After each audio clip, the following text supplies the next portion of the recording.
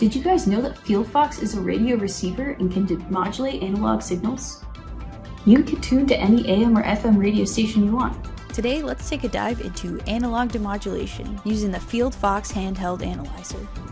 Now, demodulate is a term we hear all the time in engineering. When you search it up, you get vague definitions, like to extract a modulating signal or to undergo demodulation. So, let me remind you of the visual. In the simplest terms, modulating is putting information on the signal, and demodulating is taking it off. There are several forms of modulation. In this video, we'll touch on amplitude and frequency modulation, which are both telecommunication techniques for transmitting data over radio waves. Amplitude modulation. The information is encoded by varying the amplitude or strength of the carrier signal. When the AM signal is received, analog demodulation is used to remove the carrier signal, revealing the modulated audio signal. This demodulation process allows us to retrieve the original audio content from the transmitted signal. Frequency modulation FM goes through a similar process, except instead of varying the amplitude, the rate of oscillation is varied. As a result, the fluctuations in the frequency of the FM signal correspond to the different pitches and tones of the audio being transmitted. Both AM and FM have their unique advantages.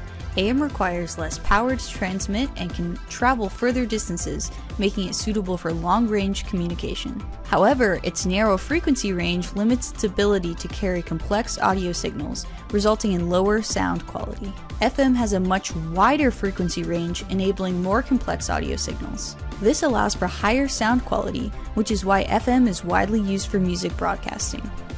So let's demodulate an FM signal. First, we'll go to the spectrum analyzer mode and look at the radio band from 88 to 108 MHz. Then turn on the preamplifier, lower the RF attenuation, and increase the reference level. This will give us a better look at the signal and help reduce static when we go to play audio. Next, we'll use the marker to find the strongest signal, and then zoom in on that frequency band and turn on the analog demodulation feature. From here, we can see an overview of our demodulation, with information such as the carrier power and frequency, modulation rate, and deviation. Now we can tune in and listen to what we found.